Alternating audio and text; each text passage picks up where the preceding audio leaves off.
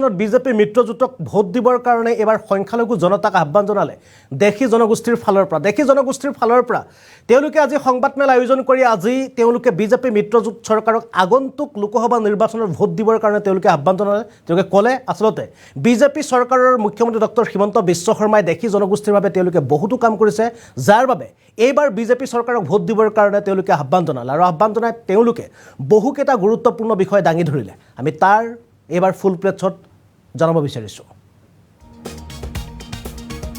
দেশী জনগোষ্ঠীৰ মঞ্চ অসমৰ সংবাদমেল।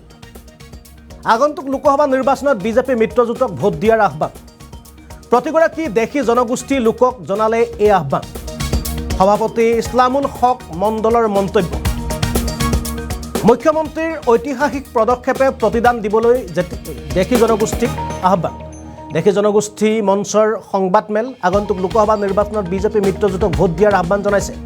প্ৰতিগৰাকী দেশী জনগোষ্ঠী লোকক জনালে এই আহ্বান, কিয়নো অসমৰ মুখ্যমন্ত্ৰী ডক্টৰ হিমন্ত বিশ্ব শৰ্মাৰ নেতৃত্বত দেশী জনগোষ্ঠীৰ বাবে যথেষ্ট ঐতিহাসিক সিদ্ধান্ত গ্ৰহণ কৰিছে বা তেওঁলোকক খিলঞ্জীয়াৰ আওতালৈ অনাৰ বাবে তেওঁলোকে আজি দেশী জনগোষ্ঠী মঞ্চৰ ফালৰ পৰা এক সংবাদমেল আয়োজন কৰি আগন্তুক লোকসভা নিৰ্বাচনত দেশী জনগোষ্ঠী লোকসকলক বিজেপি মিত্ৰজোঁট চৰকাৰক ভোট দিয়াৰ আহ্বান জনাইছে, কিয়নো মুখ্যমন্ত্ৰীৰ নেতৃত্বত দেশী জনগোষ্ঠীৰ লগতে অন্য যিসকল মুছলমান জনগোষ্ঠী আছিল, সংখ্যালঘু জনগোষ্ঠী আছিল, বহুকেইটা সংখ্যালঘু জনগোষ্ঠীক খিলঞ্জীয়াৰ আওতালৈ আনিলে অসমৰ মুখ্যমন্ত্ৰী, কিয়নো ইয়াৰ পূৰ্বে অসমৰ কোনো এগৰাকী মুখ্যমন্ত্ৰী বা অসমৰ কোনো এখন চৰকাৰে এই যিসকল সংখ্যালঘু জনতা আছিল, খিলঞ্জীয়া সংখ্যালঘু জনতাৰ বাবে বিশেষ কোনো কাম নকৰাৰ অভিযোগ উত্থাপন কৰিছে। আৰু একমাত্ৰ অসমৰ মুখ্যমন্ত্ৰী ডক্টৰ হিমন্ত বিশ্ব শৰ্মাই এই বিশেষ সিদ্ধান্ত গ্ৰহণ কৰাৰ পাছতে এবাৰ দেশী জনগোষ্ঠী লোকসকলক বিজেপি মিত্ৰজোঁট চৰকাৰক ভোট দিয়াৰ আহ্বান জনাইছে তেওঁলোকৰ ফালৰ পৰা। আৰু তেওঁলোকে সংবাদমেলৰ জৰিয়তে কি জনালে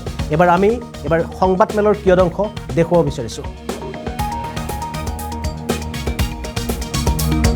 আমালোকৰ ভোটবিলাকৰ কোনো দামেই নাই। এতিয়া মূল কথাটো হ'ল আমাৰ এই জনগোষ্ঠীটোক কোনো এটা ৰাজনৈতিক দলেই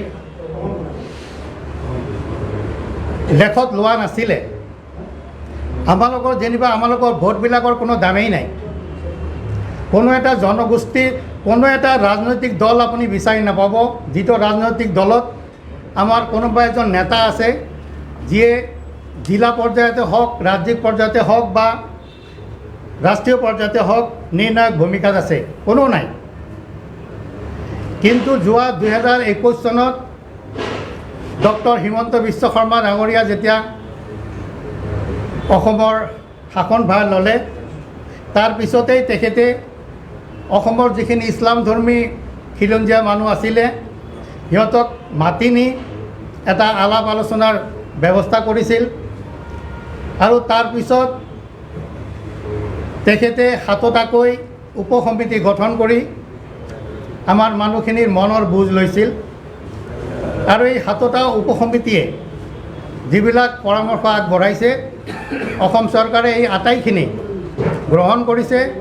আৰু আমি এতিয়া দেখা পাইছোঁ যে সেই পৰামৰ্শবিলাক এটা এটাকৈ অসম চৰকাৰে এতিয়া কাৰ্যকৰী কৰিবলৈ লৈছে।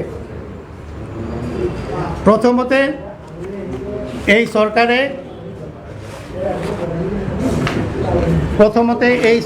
এই চৰকাৰে 2022 চনত আমাৰ জনগোষ্ঠীটোক আৰু বাকী 4টা ইছলামধৰ্মী জনগোষ্ঠীৰ লগতে আমাৰ জনগোষ্ঠীটোকো খিলঞ্জীয়া বুলি স্বীকৃতি দিছে। গতিকে আমি চৰকাৰৰ এই কামৰ প্ৰতি আমাৰ কোনো সন্দেহ নাই যে চৰকাৰ ইয়াৰ কাৰণে বৰকৈ চিৰিয়াছ আৰু আমাৰ কাম কৰিব। যাৰ কাৰণে আমি সিদ্ধান্ত লৈছোঁ যে আগন্তুক লোকসভা নিৰ্বাচনত আমাৰ যিমান ভোটাৰ আছে, দেশী জনগোষ্ঠীৰ যিমানবিলাক ভোটাৰ আছে, আমি এই চৰকাৰৰ যিবিলাক মিত্ৰ দল আছে সেই মিত্ৰ দলৰ প্ৰাৰ্থীকে আমি সমৰ্থন জনাম।